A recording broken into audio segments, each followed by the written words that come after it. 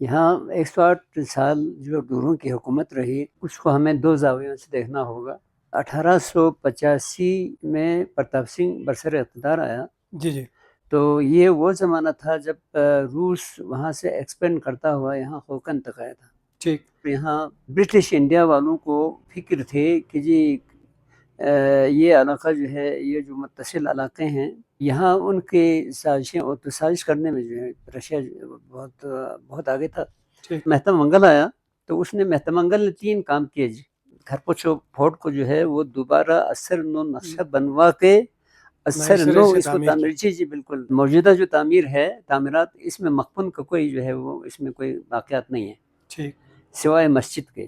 مخفن دور کا جو تعمیرات تھی نا، ایک 7 منزلہ محل، وہ بالکل 1842 میں اس کو جلا دیا گیا ہے اور اس کو آگ لگا دی تو اس کو مکمل جلنے تک میں نا، حالانکہ 6-7 فٹ کا فاصلہ تھا مسجد کے ساتھ، تو مسجد کے جو ہے نا کالمس ہے نا وہ کوئلہ بن گئے تھے۔ میرے بچپن تک یہ رنبیر گڑھ ہی کہتے تھے، لوگ آپس میں لڑتے تھے نا تو دھمکی دیتے تھے کہ جی رنبیر گڑھ میں جو ہے تمہاری عمر میں سڑا دوں گا۔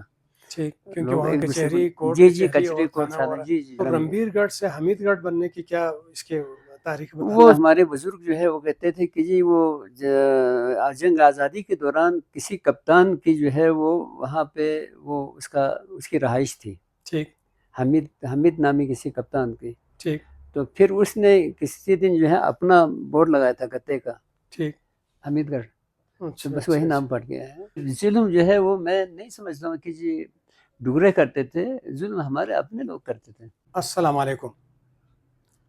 سیاچن ٹائمز کے پروگرام تاریخ بلتستان کے ساتھ میں ہوں قاسم نسیم۔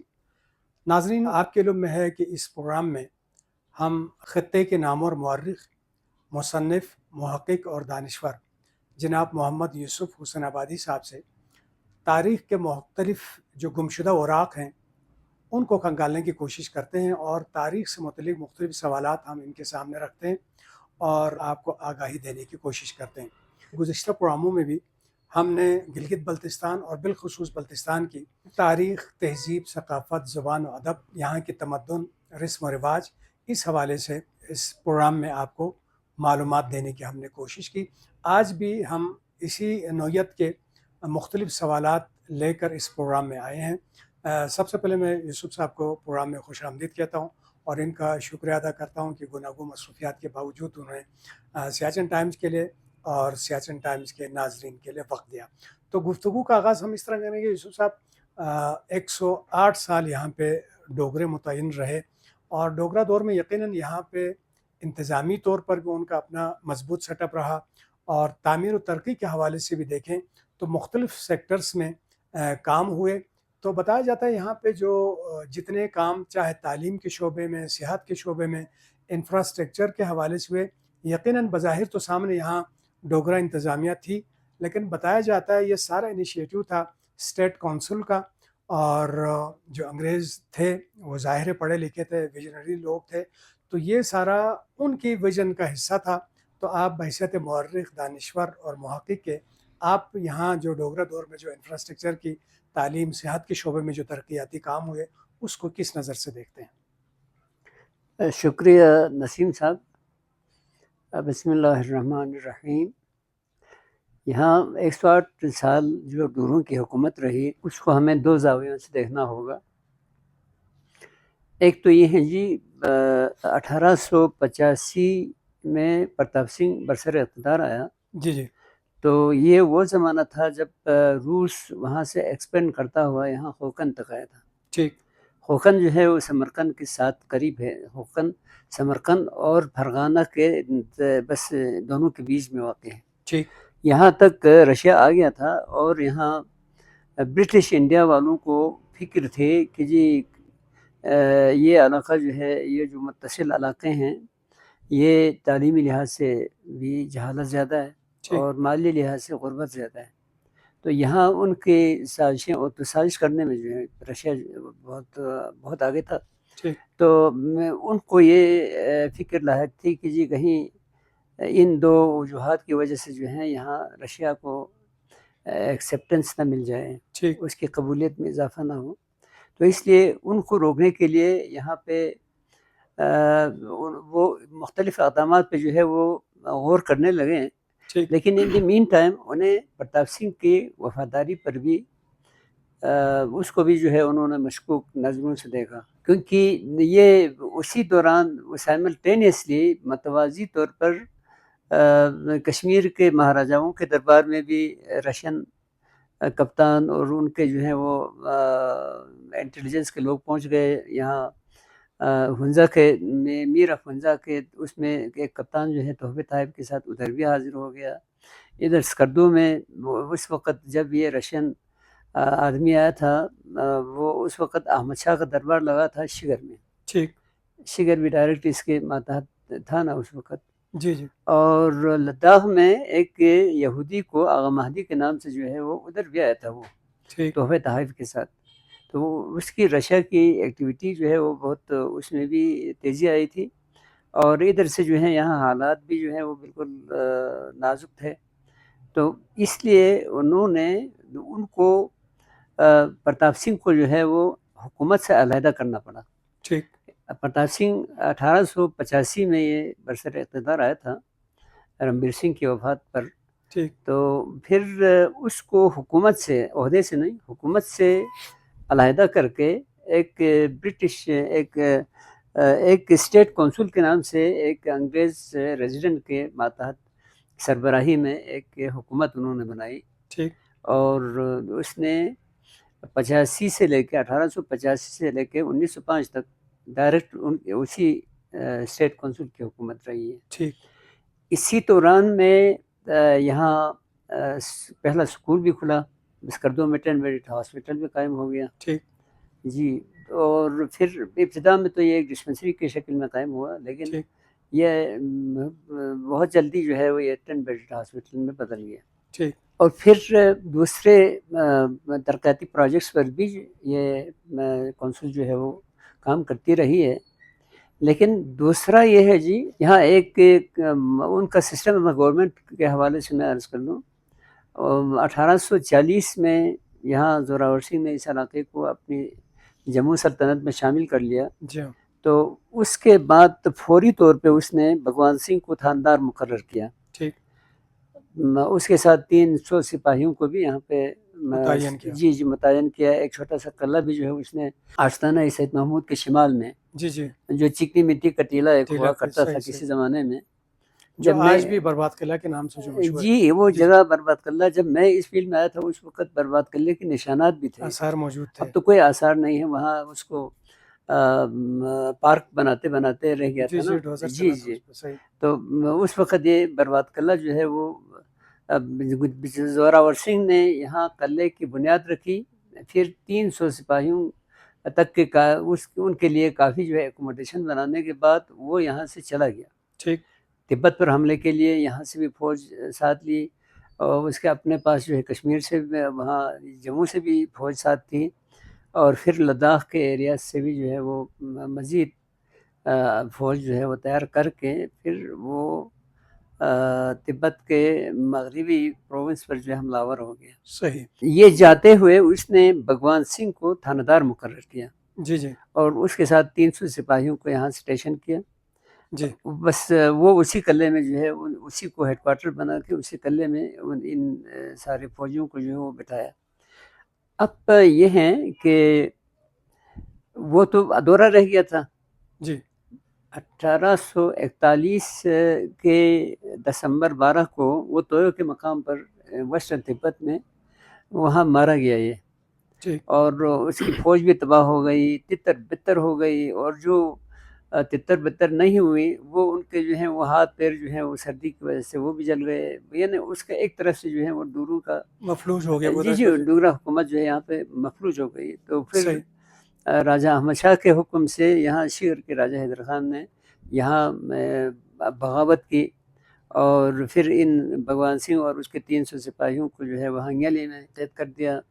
یہاں جو ڈگروں نے اپنا پٹھو محمد شاہ کو بٹھایا ہوا تھا اس کو کواردو میں قید کر دیا، ٹھیک تو اس طرح سے مختلف انتظامات کرنے کے بعد بظاہر اس نے حیدر خان نے یہ انتظام کر لیا کہ جی ڈائریکٹ حملہ کرنے کی صورت میں وہ آسانی سے جو ہے وہ ڈوگرا فوج آگے نہ بڑھ سکے، صحیح لیکن آپ کو معلوم ہے یہ یہاں اسکردو کھرما اور شگر کے آپس کی جو ہے جنگ تو تھی نہیں. جی جی یہاں جموں والے راجے مہاراجے کے ساتھ جو ہے یہ جنگ تھی، تو اس کی ان کے لیے دلالی کی تھی. ایک طرح سے یہ مقپون فیملی، اسکردو کے حکمران مقپون فیملی کے اندر کا جو ہے وہ ایک جھگڑا تھا. جس طرح سے عام طور دنیا کے بادشاہتوں میں جو ہے وہ محلاتی سازشیں ہوتی ہیں، خاندانی جھگڑے ہوتے ہیں، یہ ایک طرح سے خاندانی جھگڑا تھا اقتدار کے لیے. جی جی جو گھرمنگ کا راجا تھا یہ مقپون تھا، احمد شاہ کا بانجا بھی تھا، احمد شاہ کا داماد بھی تھا، جی جی اور اس نے بغاوت کی تھی. وہ اندر سے ڈوروں کے ساتھ ملا ہوا تھا،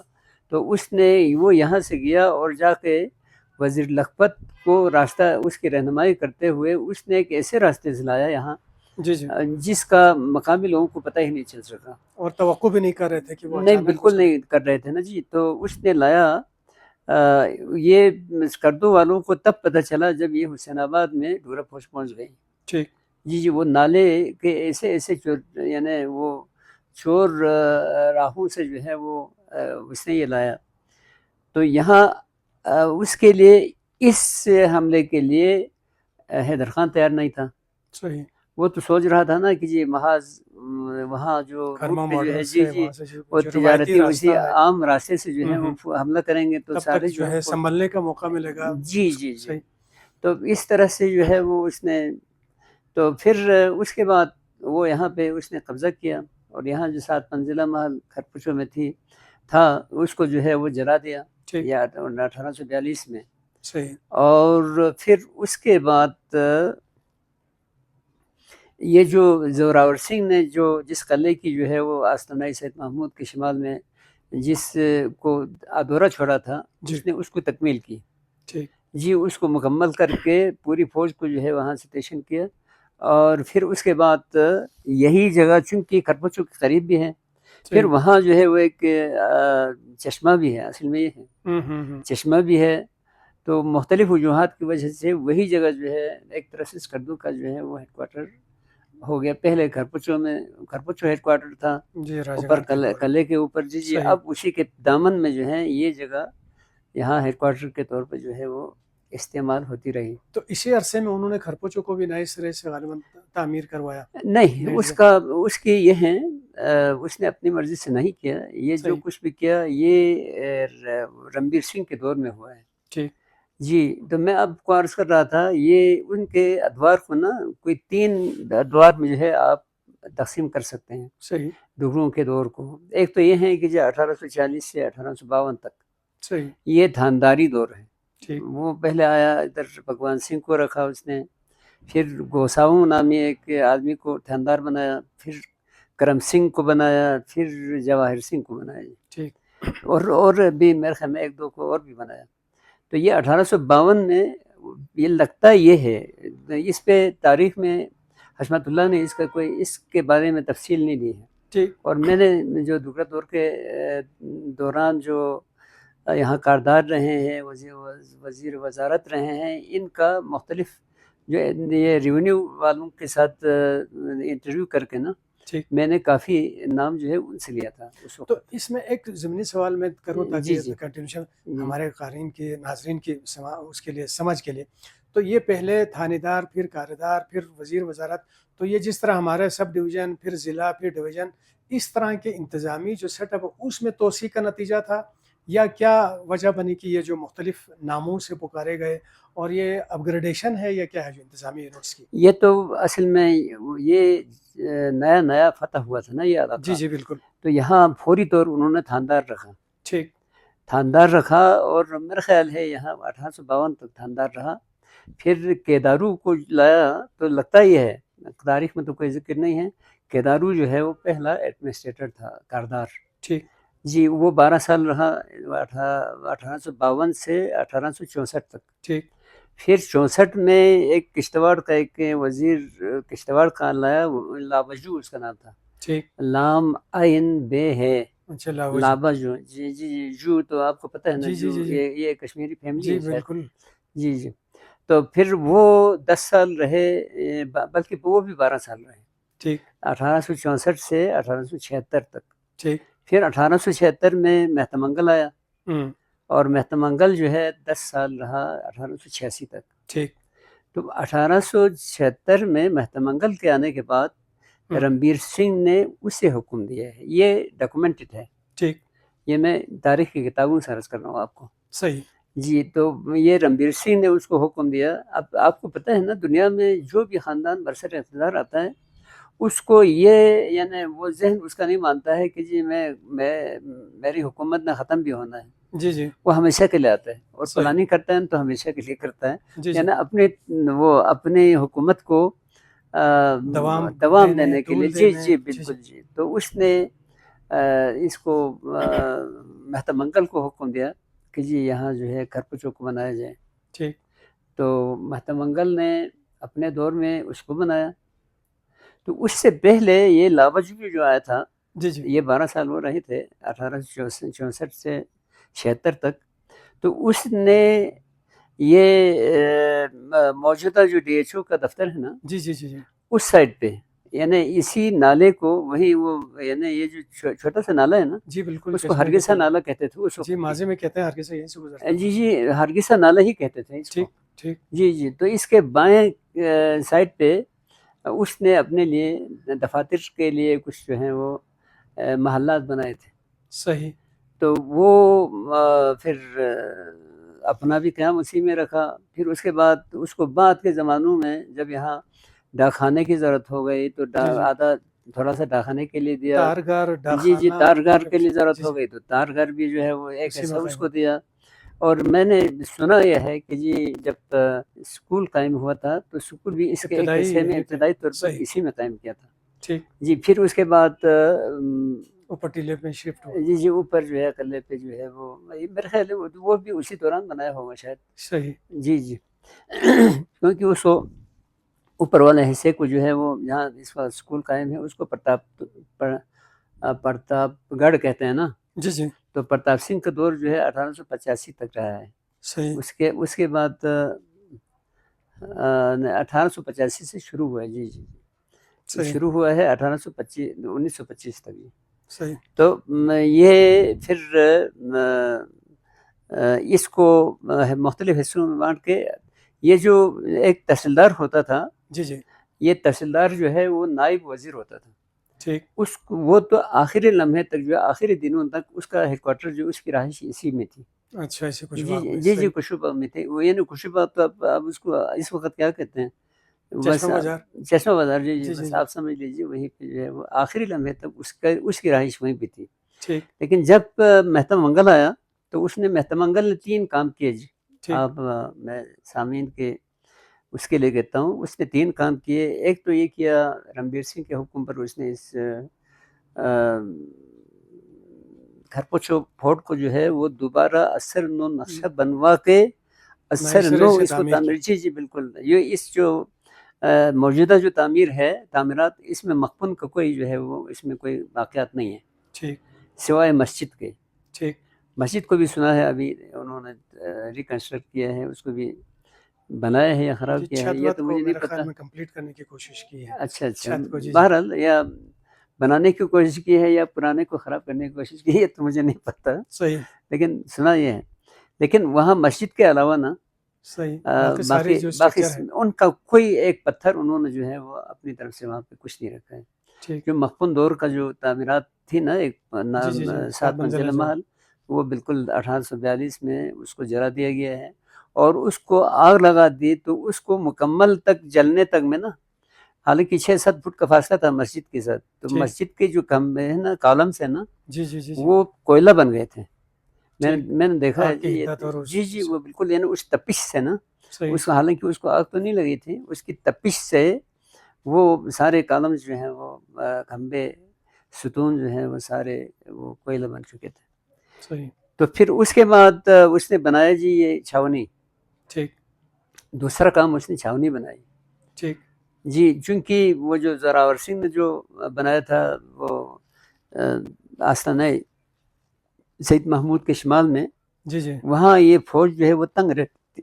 اچھا وہ جگہ مختصر سے تھی نا، جگہ مختصر سے تھی. صحیح. تو اس لیے اس نے موجودہ چھاونی کی جگہ پر جو ہے وہ چھاونی بنائی. ٹھیک.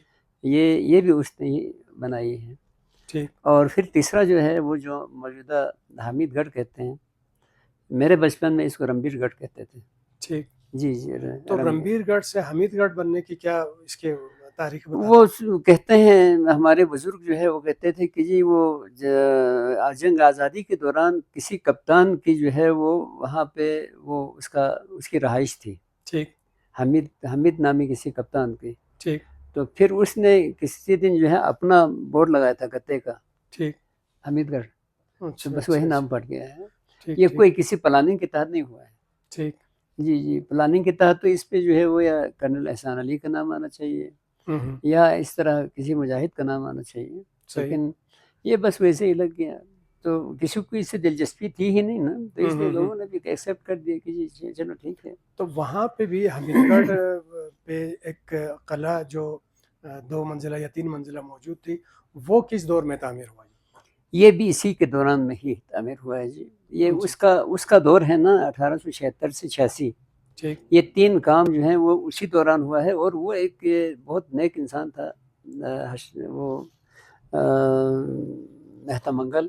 ٹھیک. لوگ تو اس کو ولی اللہ کہتے تھے. میں نے یہ سنا ہے بزرگوں سے، جب ٹھیک. میں انٹرویو کر رہا تھا اس وقت کچھ لوگ کہتے تھے کہ جی وہ تو ولی اللہ تھا، یعنی غریبوں کی خدمت وہ کرتا تھا نا. تو صحیح. غریبوں سے بہت زیادہ سے زیادہ ہٹانے کی کوشش کی اس نے. جو مسافر آتے تھے، سرکاری ملازم آتے تھے، ٹور پر آتے تھے، ان سب کا بوجھ جو ہے لوگوں پر تھا. صحیح. تو اس نے ان سے وزن اٹھانے کے لیے یہاں میوے کے باغات کئی ایک لگائے تھے اس وقت. اس کے بارے میں مشہور ہے جی 5 لاکھ اس نے ویرے پھلدار صحیح. اور 50,000 پھلدار درخت اس دور میں 5 لاکھ یعنی جی بہت جی معنی جی رکھتا ہے. بالکل. تو یہ بھی کیا صحیح ہے کہ جو ہمارا ابھی حلمرغاں ہے اس کو بھی شجرکاری کر کے اس کو آباد انہوں نے کیا، اور وہاں درختان ابھی تو خیر بہت کم رہ گئے. درخت ماضی میں بتاتے ہیں بہت گھنے جنگل کی طرح تھا، یہ بھی ان سے منسوب ہے.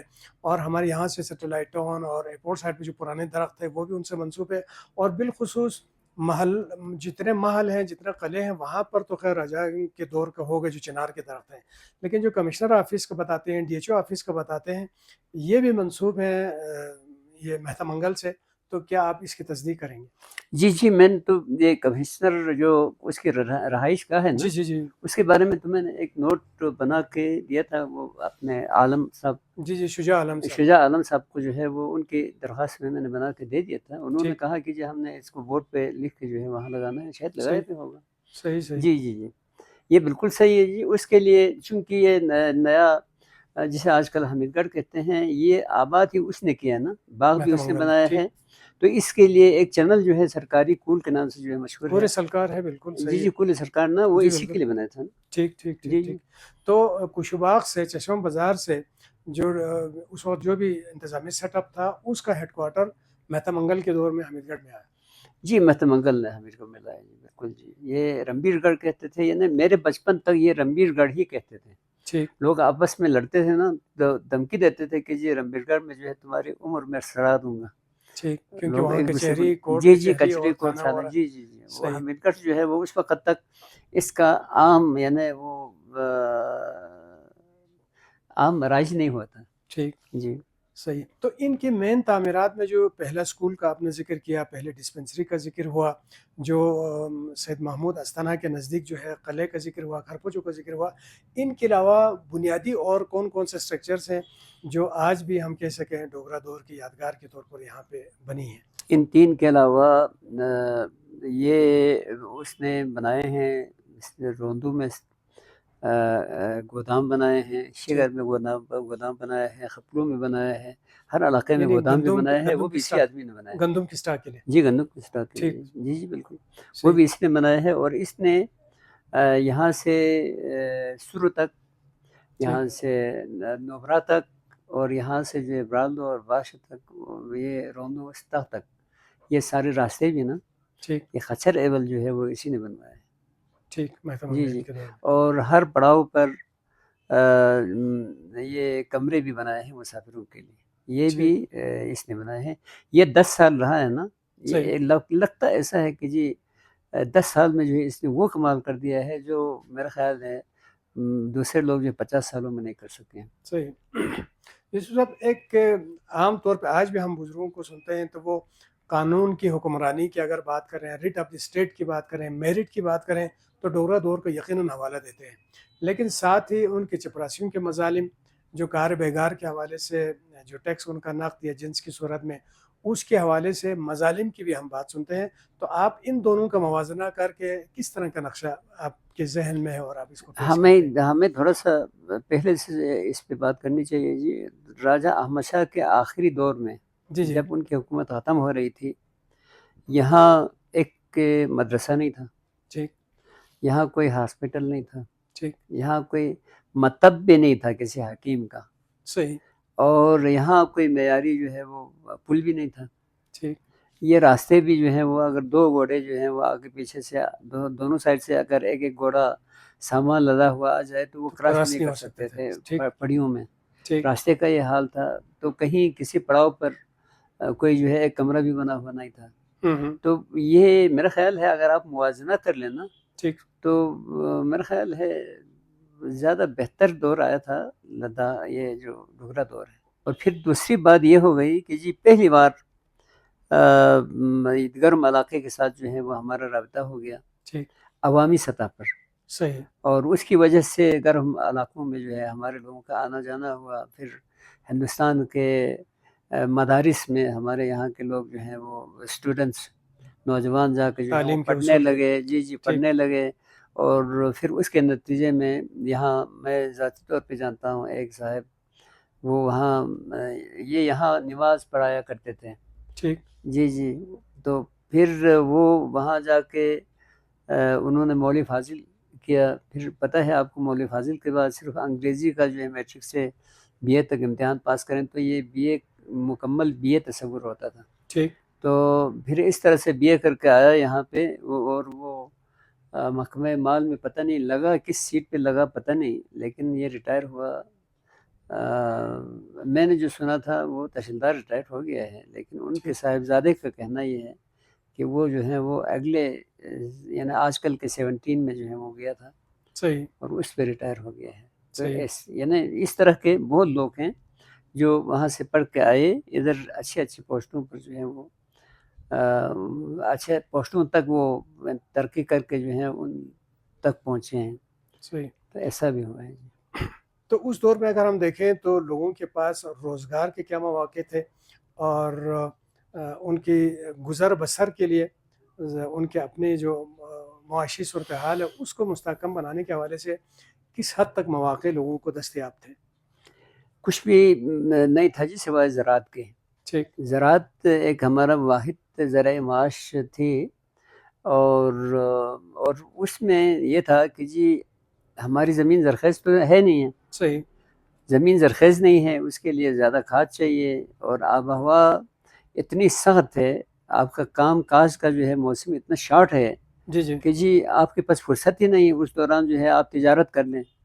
یہاں سے کشمیر اگر آپ ایک ٹرپ تجارت کے لیے کریں گے تو میرا خیال 1.5 مہینے تو لگتے ہیں. جی اس طرح سے یہاں سے اگر آپ کو یارکن کی طرف اگر جانے کا موڈ آ جائے تو کئی مہینے لگتے ہیں پیدل دروں کے ذریعے سے. مجھے میں نے پڑھا ہے یہ یوسف ونگ کے زمانے میں، یعنی یہ ہے 1761-63 کی بات ہے. ٹھیک. ہمارے یہاں سے ایک وفد گیا ہے تو وہ وہاں جا کے انہوں نے کہا ہے کہ جی 3 مہینے لگے ہیں پہنچنے میں. جی 3 مہینے لگے ہیں. تو میرا خیال ہے یہ مشتاق کے پاس سے اگر جائیں تو تھوڑا سا شارٹ ہو جاتا ہے. صحیح. لیکن یہ ادھر سے گئے ہوں گے لگتا ہی ہے پاس سے.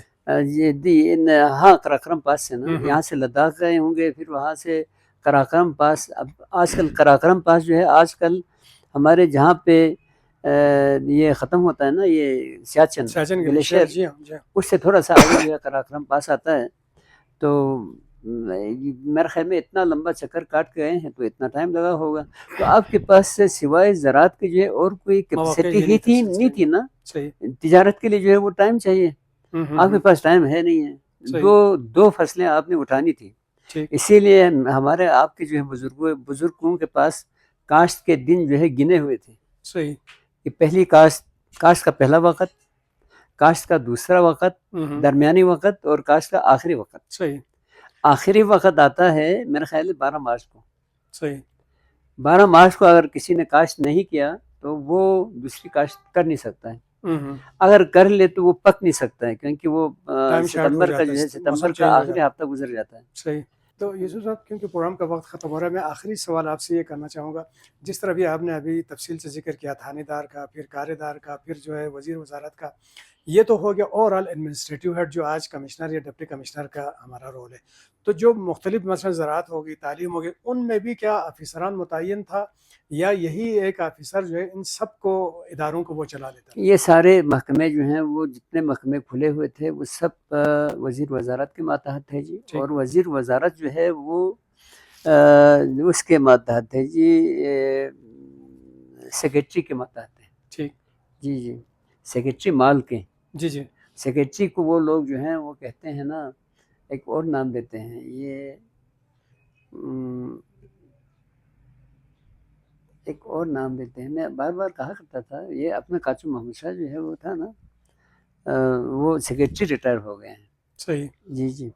تو سیکرٹری مال جو ہے وہ وزیر ریاست، وزیر مال، ریاست کے وزیر مال کے ماتحت ہوا کرتا تھا. یہ الٹیمیٹلی اس چینل سے جو ہے وہ جاتے تھے اور ان کے پاس جوڈیشل پاورز تھے نا. صحیح. یہ نائب تحصیلدار کے پاس، یہ نائب تحصیلدار جو ہے وہ اسسٹنٹ سب انسپکٹر پولیس ہوتا تھا. ٹھیک. اے ایس آئی نہیں، S I G, sub inspector police ہوتا تھا. اور وہ گریجویٹ اس کے جی یہ کیا میجسٹریل پاور بھی ان کے پاس ہوتا تھا. ٹھیک. تحصیلدار کے پاس بھی ایسا ہی ہوتا تھا اور پولیٹیکل اس کے پاس وزیر وزارت کے پاس بھی ہوتا تھا. اور ان کے فیصلوں کے خلاف جو ہیں آپ وہاں کشمیر میں ہائی کورٹ میں جو ہے اپیل کر سکتے تھے. صحیح. میں جانتا ہوں بہت سارے جو ہیں وہ یہاں کے لوگ وہاں پہ اپیل کر کے نا وہاں سے اپنے حق میں فیصلہ لے کے آئے ہیں. یہ میں ذاتی طور پہ جانتا ہوں. تو وہ عدالت کا راستہ جو ہے وہ بالکل کھلا تھا، لیکن کوئی ایف سی آر وغیرہ جو ہے وہ اس وقت بنا ہی نہیں تھا نا.